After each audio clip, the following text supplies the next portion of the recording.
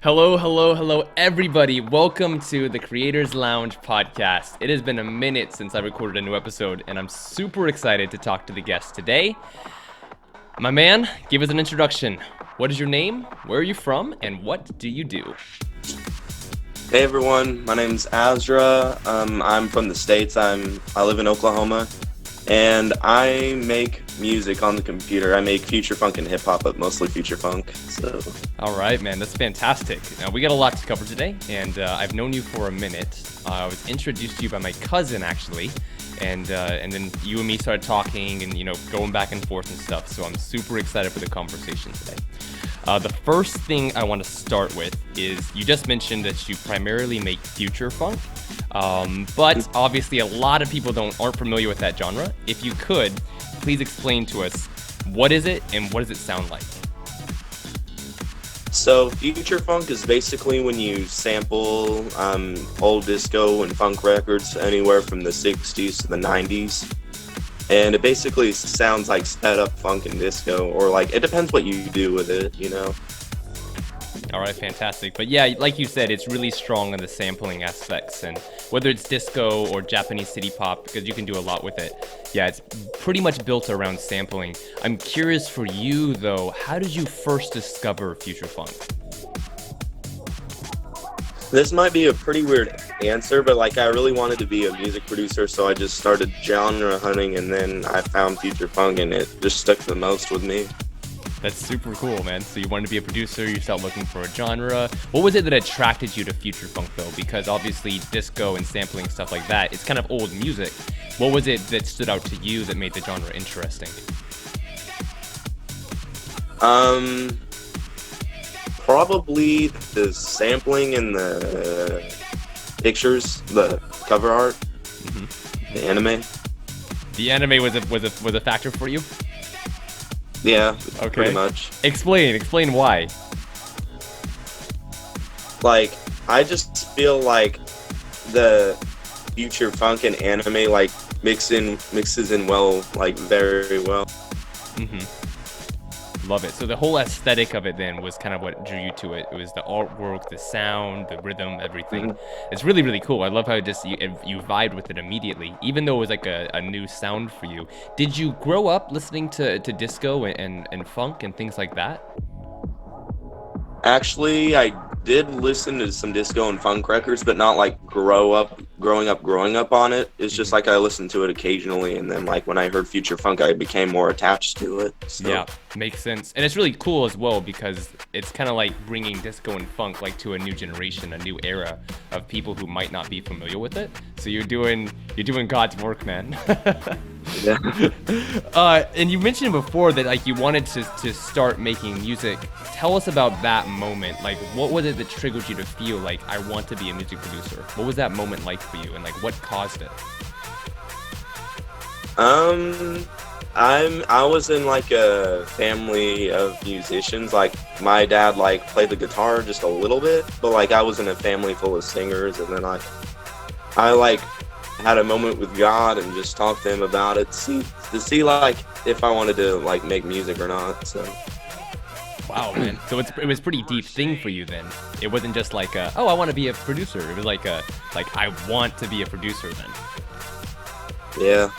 That's really super cool. Then to flash back, because like you have this deep realization that you want to be a music producer, like what was your first song like? What was your first project like? Do you remember making your first project?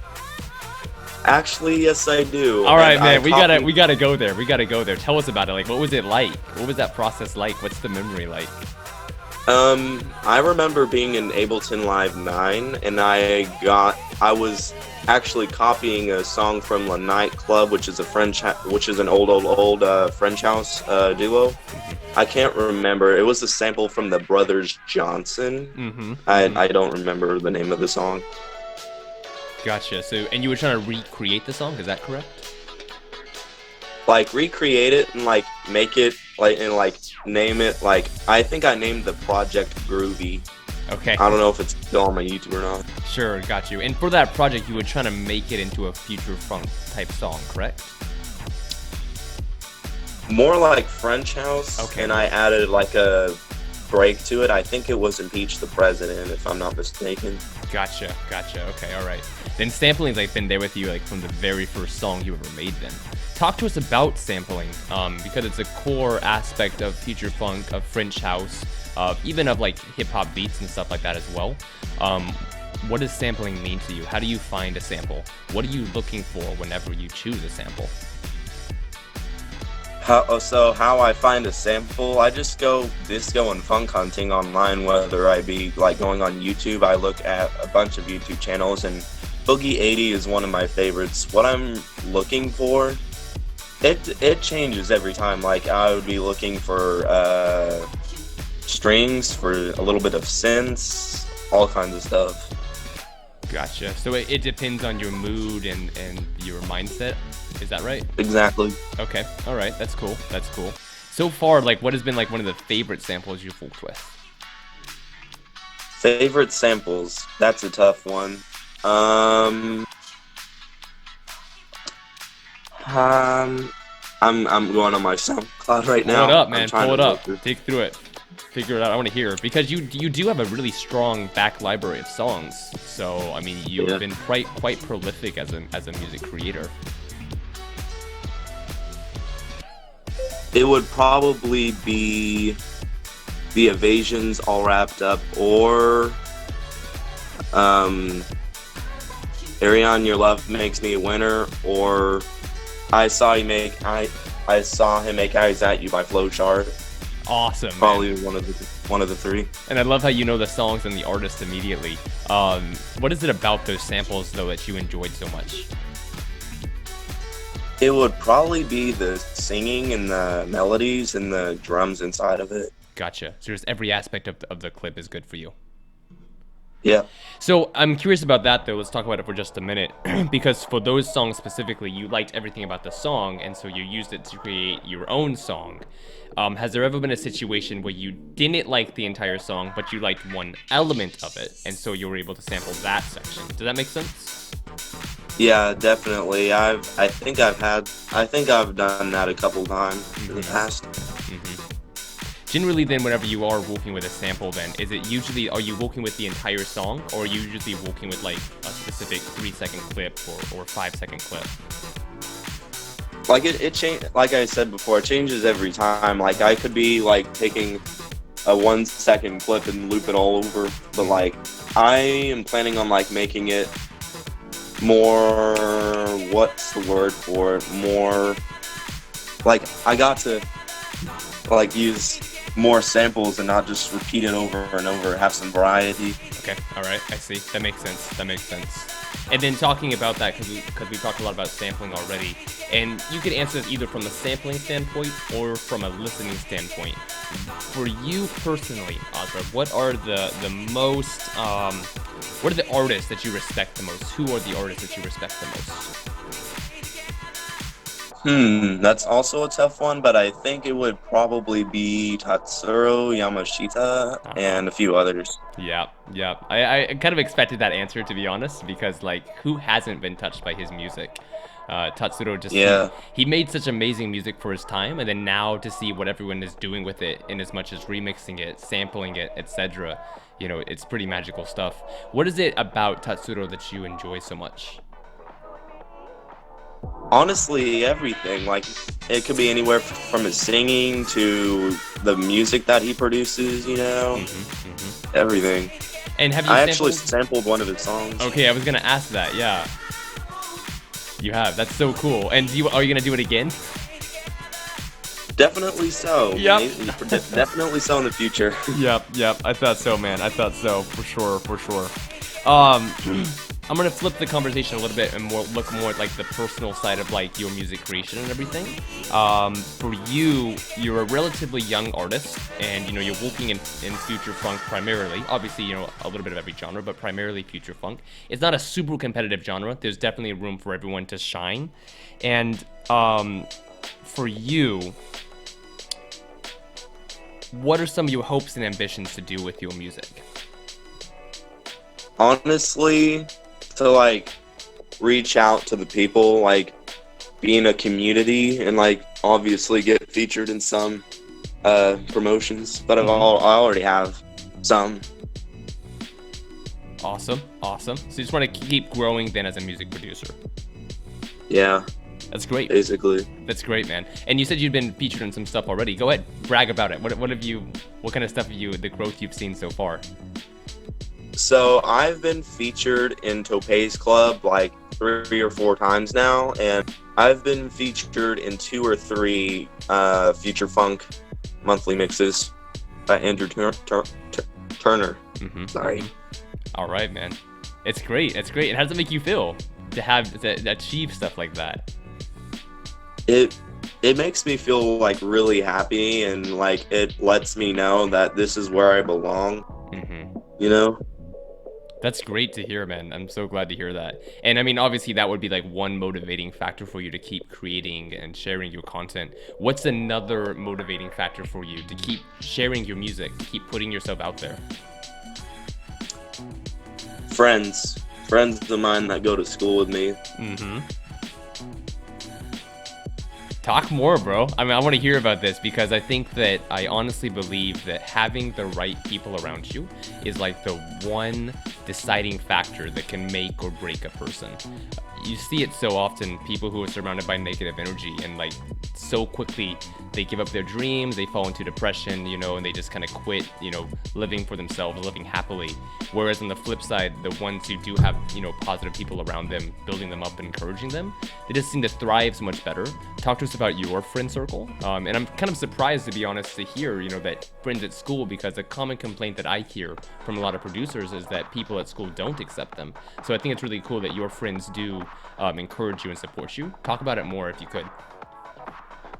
So I don't think I can say much more besides like I've heard from people like, what's your SoundCloud? When's your next song? And like I've heard from a few of my friends that they say that's pretty good, Andy. Mm-hmm. Love it, man. That's fantastic. That's really cool that you have such positive people around you. Have you ever experienced negativity? You know, people, you know, hating on your music or people coming for you or whatever? Honestly, not much, but like a few years ago when I was doing something different, when I used to beatbox, like I used to get like some negative energy, Sure. and then I thought about it. So, Gotcha. with Future Funk, with Future Funk, you've kind of found your thing then. yeah, It's basically. great, man. That's really, really cool. And I'm glad you feel so comfortable and confident in making it. I feel like a lot of artists kind of struggle with finding their sound or finding what they want to do. But for you, like from day one, I feel like you've kind of known what you're doing all along. Tell me a little bit about what you kind of want to branch into and kind of grow into with your sound. What I want to grow into, what does that mean? Like, Exactly. as far as like, do you want to keep doing Future Funk? And if so, like, you know, what kind of exploration do you want to do with Future Funk? What kind of new things do you want to try? With Future Funk, there's not really much besides changing time signatures, and like I'm planning on doing more genres than just Future Funk and hip hop, because I refuse to be defined as one single genre. Mm-hmm, mm-hmm. Tell us more about that if you could, because, you know, even though we focused on Future Funk a lot, obviously, you know, everyone is very multi-diverse. You know, there's so many sounds and ways for us to express ourselves. What kind of genres are you looking to get into? Besides Future Funk and hip hop, I've done a few vaporwave tracks, and I'm thinking about moving into that, like going into vaporwave and trap music. Fantastic, man. Fantastic. That's super cool. Have you started any projects yet, or is it still just like at a conceptual stage in your mind? I have not started projects yet, but I will in the future. Fantastic, man. We are looking forward to it. It's going to be super, super cool. So I want to kind of change the conversation yet again. You know, we kind of looked at the personal aspects of how you create your music, your inspiration, stuff like that. I want to hear your opinion on social media. You know, in the music world, especially for internet musicians, you know, we use it so much to promote, share everything. What kind of role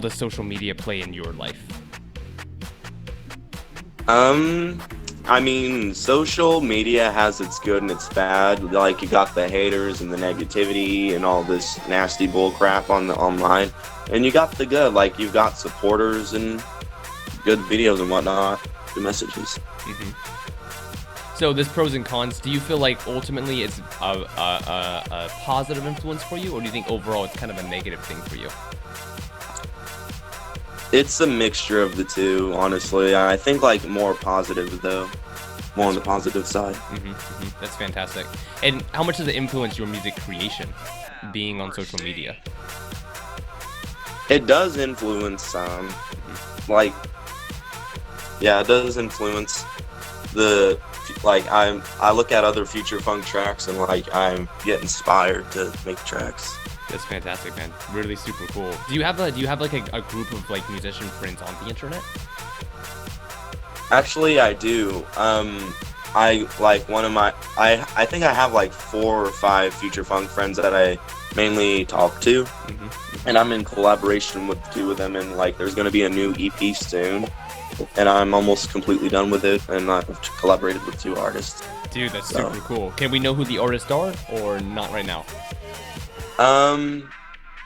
One is gonna be with Assonance, and it's a vapor trap song, and Flash, we're gonna be like doing an old hip hop song, and me and him have collaborated before in my first album that I put on SoundCloud, the first Future Funk album. So. All right, man, fantastic. Looking forward to it. Collaborations are so much fun because you really can unlock a new level of music. You know, 2 people combining their strengths, you know, and covering their weaknesses. Like, it just unlocks a whole new level, whole new style of sound, you know? So, I want to ask you one more thing, and that is that you are relatively young, just comparatively to other artists. I think especially in the future funk genres, because I feel like a lot of the future funk creators are a bit older. Do you think that your age is more of a strength or weakness for you? That's a tough one. Like, somewhere in between strength and weaknesses. There could be some pedophiles around that just wants to catfish you. And I was involved in this one thing. I was gonna be on Jukebox Records, but I heard a bunch of crap about the owner, so like I just didn't want to go through it. And he literally asked me for my address, and I did not know how to feel about that. Oh my gosh! Wow, dude, unbelievable. I'm being dead serious. Dude, unbelievable. Like, what does he need that for? I don't know. Right? Probably to catfish. Dude, it's wild, man. That is wild. But you do have to be safe out there, obviously. I mean, that's pretty wild. I'm glad that you heard some stuff from other people before you actually got associated with them, because you really dodged a bullet with that. Do you have any more horror stories like that, or is that like one isolated situation? That would probably be the most.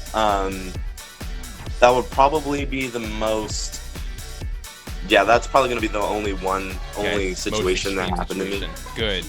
Yeah, I mean, obviously, you don't want that happening a lot, but I do know that it does happen to artists and creators. So, it's unfortunate, because I really feel like it kind of kills your momentum and it can dampen your inspiration to keep sharing, when you do meet those kind of people.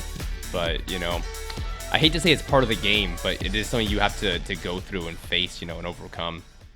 As we are wrapping up 2019, how do you feel about the year overall? Are you satisfied with the effort and the music you put out?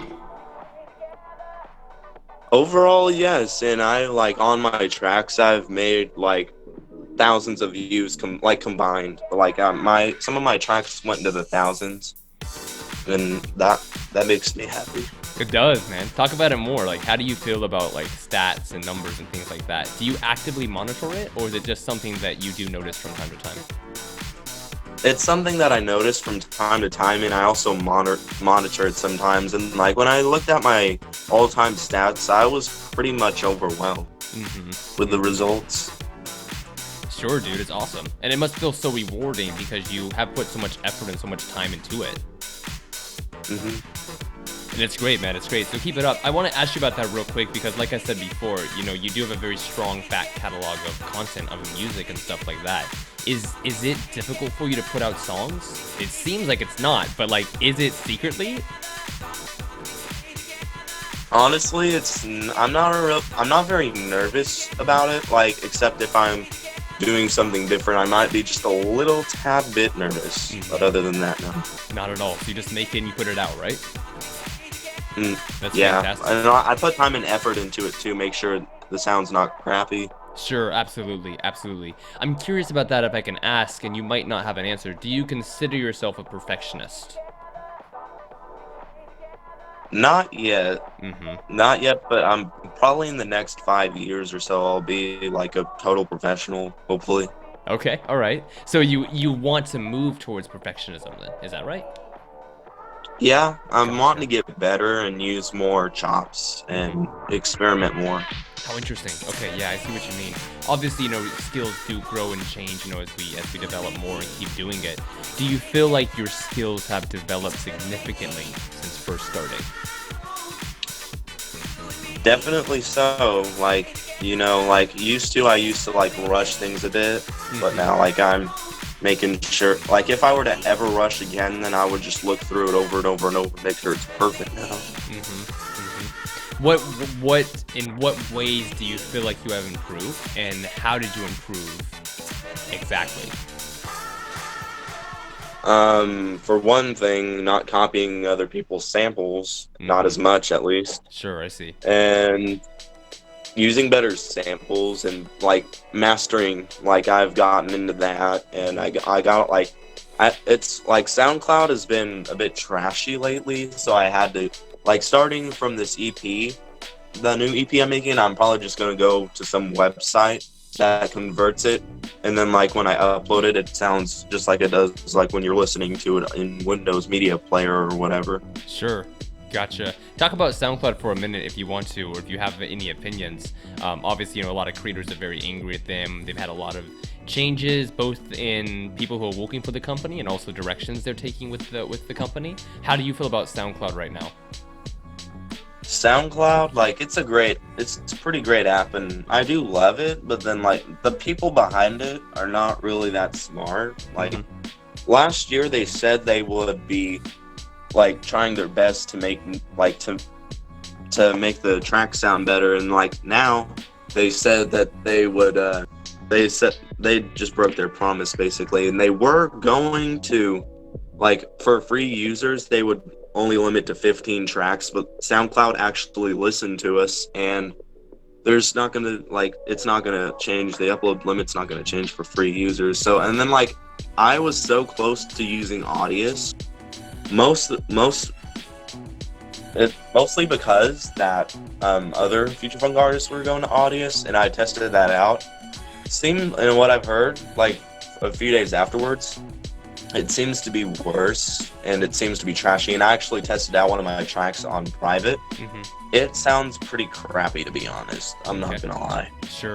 Yeah, I know the with that SoundCloud 15 song limit, the scare or whatever, a lot of people did switch over to Audius, started using it, and they saw a big increase in users. So I'm assuming that SoundCloud is your primary focus, is that right? Or do you also put stuff on Spotify and YouTube? YouTube used to be my primary social media to upload on, but like now SoundCloud is, and I find it to be a 10 times better platform than YouTube, because YouTube likes to mess with creators nowadays. At least that's what I've heard. I see. Gotcha. Thanks for sharing that, bro. I want to ask you about, because we talked about 2019. What about 2020, which is this year? What are you looking to do this year in 2020? What kind of achievements do you want to make this year? Honestly, I just want to keep on going better, getting better and better, and collab with more artists, Future Funk artists, like people who are more famous. And about my Launchpad, I'm almost done with my Launchpad project, so I'm probably gonna upload that sometime in 2020 and like film the video and upload it. Fantastic, man. I love it. Let's talk about a Launchpad for a minute, because like, have you been using a Launchpad since like your first track, or like when did that come along? The Launchpad came along, like I used to listen to music on YouTube a lot, so like this So Neville guy that plays the Launchpad. Like I saw that in my recommendations, and I just looked at it and like I thought, wow, that's what I want to do. So like I got a Launchpad for my birthday. It was like a Launchpad mini, and then like I started experimenting with synths and whatnot, and then like I also did some covers, but I don't think they're on YouTube anymore. But yeah, I think that's it. All Like, right, man. Yeah. Super cool. So you have some experience with the Launchpad already, and it's another kind of tool you want to keep using more and more. All right, best of luck on that. Really looking forward to it. Do you feel like how does your mentality affect your music creation? As far as if you're having a bad day or if you're having a great day, like how does it affect your music? Honestly, it depends. Like, if I like am on a bad day, then I'd probably create little to no music, if that makes sense. Yeah. So you usually create music whenever you're at a good place mentally, then. Yeah, like Fantastic. I think I've made like at least 1 or 2 tracks when I'm in a bad mood.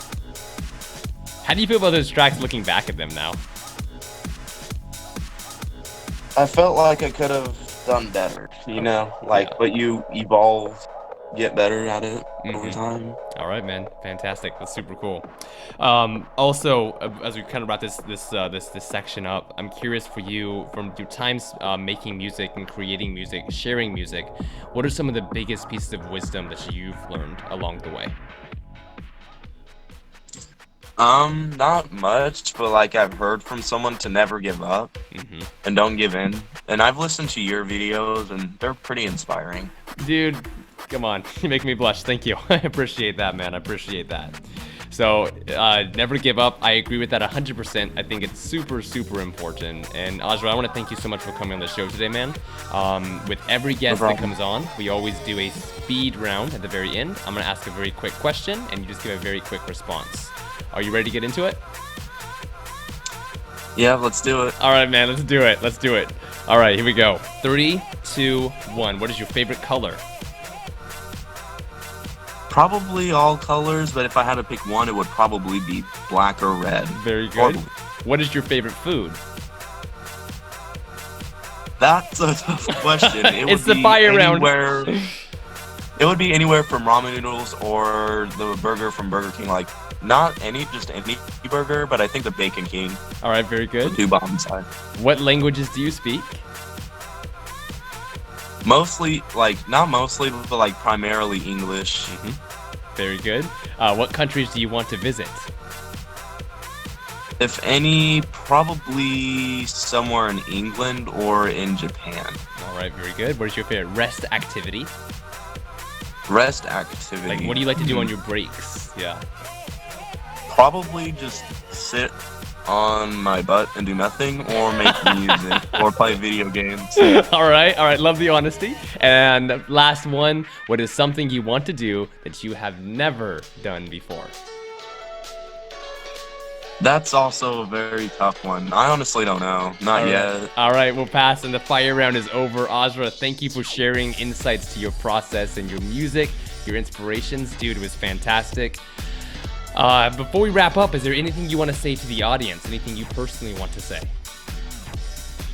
Honestly, just if you have dreams, that like don't give up on them, Like, that's all I can say. All right, man. It's a good thing to say. It's simple, but it's true. Honestly, guys, for real, if you have a dream, just get started. Azra's done the same thing. He decided very deeply he wanted to make music, and he has been making music ever since. And I can guarantee on my own word that his quality has improved over time, and he's still making some super funky tracks. So I recommend that you guys check him out. Obviously, the links to his content will be in the description box below. I want to thank you guys personally for watching and for joining us yet again on the Creators Lounge. So I will see you next time. Thank you for watching. Hi guys, I am Jaye. I want to thank everyone so much for watching that episode of Creators Lounge podcast with special guest Azra Beats. If you enjoyed the episode at all, please consider donating to my Ko-fi account, link right up here, as well as down in the description box below. Everything you donate is appreciated, and also 10% of every donation will go to a charitable cause. So I want to thank you guys again so much for supporting me all the time. It's all the love, all the comments, the DMs, and everything. I really feel it in here. So thank you guys again so much, and I will see you very soon.